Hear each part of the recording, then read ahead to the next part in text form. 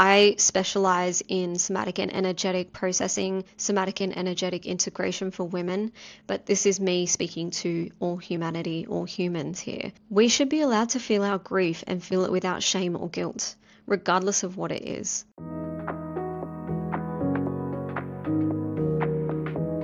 It's brew time. Well, body and brew time, to be precise. I have with me my sticky chai tea, my old alma mater, my staple, and I often use chai or crave chai leading into the luteal phase and the bleed phases as a form of groundedness. There's a lot of earthy and grounding spices, and it's got a lot of soul and comfort in it as well. So I feel like this is going to be a drink that's very aligned with what we're going to be talking about today. Today we're going to be talking about grief. We're going to be talking about processing grief somatically, but also how to do it safely and in a nurturing way. And so when it comes to grief, we will often think of loss of someone, loss of something that's very deeply special. And on a collective level, the world right now is going through a lot of grief and loss in that way. But the thing with grief that I feel a lot of people shame is when it comes to the deeper grief that we feel on an individual level, when it's not something as obvious as someone passing away or losing a loved one. We can have grief for loss of a part of our identity. We can have grief for loss of a memory, a feeling that we deeply desire that we no longer have in relation with someone, for example. We can have grief for a pet, an animal. We can feel grief for a lifestyle that we once have that we no longer have, that we know it's not what we want ultimately, but then we still feel like there's a connection. There's a part of us that is connected to it. There's this longingness for something that we know we cannot have.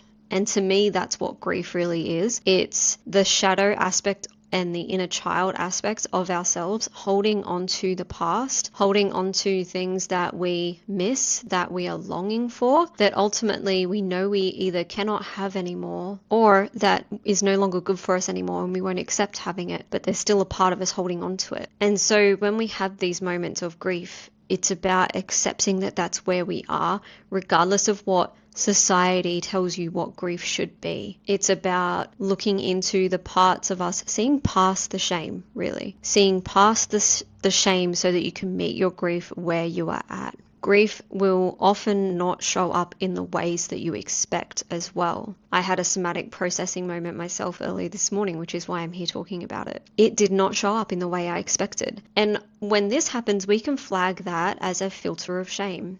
And what I mean by that is often when deep sensations and emotions around grief, around longing, around wanting something back that we can no longer have, when grief presents that way and it surprises us, when there's that element of surprise, we can flag that as, where was that filter of shame? On some level, there was a part of me suppressing that from shame or guilt. And so why was I feeling guilty or shameful for that? You know, once you start to see past that shame or guilt, you can access that full spectrum of grief and process from there. And really, it's about meeting ourselves with softness. I specialize in somatic and energetic processing, somatic and energetic integration for women, but this is me speaking to all humanity, all humans here. We should be allowed to feel our grief and feel it without shame or guilt, regardless of what it is. If that's what's going to help us to regulate or optimize not only our nervous system, but our full body, and to come back to a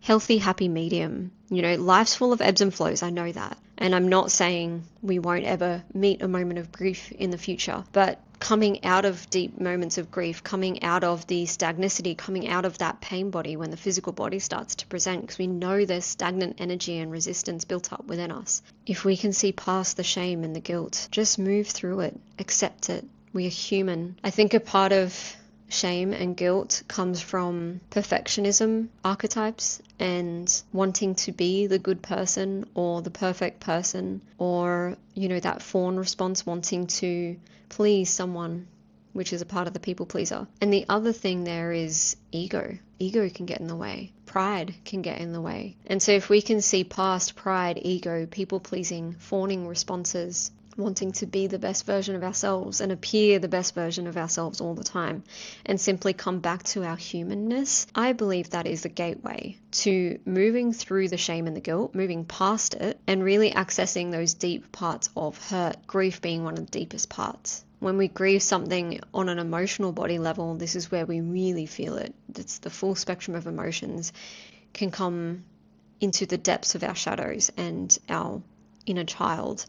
And this is where nurturing comes in. So if we're looking at hot tips with everything I've been talking about throughout this Body and Brew series, I would say, number one, come back to your humanity, come back to your humanness. Let go or see past the perfectionism roles, the fawning roles, the egotistical roles. Come to your humanity. Bring yourself back into self-acceptance. And then once you move through it into that deeper grief or into those deeper emotions, hold yourself there like you would a child, like you would your inner child. Nurture yourself. And so this is really what it comes down to, the hot tips. Number one, come back to your humanness. Number two, self-acceptance. Number three, nurture yourself. Meet yourself where you're at. They're the three hot tips for somatically processing through grief. Because I do believe that there are obstacles that we have to go through as humans, such as perfectionism roles, expectations, societal pressures. We do need to move through those if we're going to access the deeper parts of ourselves and get to know ourselves on a deeper level. And you don't need a full weekend retreat or 10-day retreat to practice all of these things. These are things that you can devote yourself to on a daily basis. Micro doses of safety throughout your day can actually help sustain I don't want to say regulated, but stable and nurtured and safe vessel for your whole body while you go through the ups and downs of life. And all it really takes is, I was talking about microdoses. All it really takes is a sip, a moment to land for yourself like you are right now. Name 3 objects in the room. Remind yourself that where you are in this present moment, you are safe, all is well. Listen out for 2 sounds and name them. And then feel in your body a sensation and name it. Come back to a pleasant sensation in your body and name it.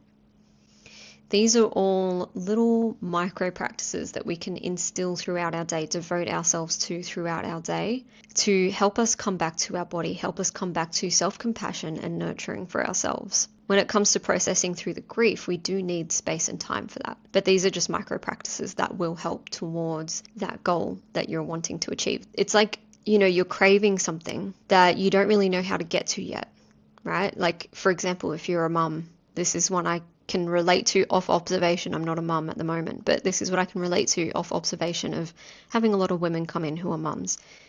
Taking even half a day off might seem super unrealistic to you right now. Taking even a couple hours off from everyone in the world but yourself might seem really daunting and unachievable. But start with these microdoses. Devote yourself. And the more you do it, the more you feel it's good, the more you start to value it for yourself. And the more you value it, the more you will make space and time to just make it happen, because you start to realize that it is something you need on a fundamental level. So start with your microdoses, and eventually you will get to the place where you feel that it is safe to create the space to somatically process in whichever way works for you. Somatic practices are very broad. It's whatever movement-based or subtle movement-based practice works for you.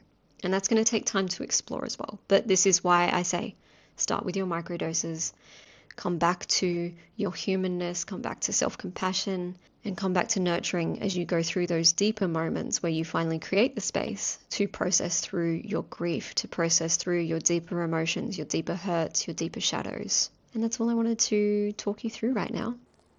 Happy brewing and happy moving. I'll see you next time.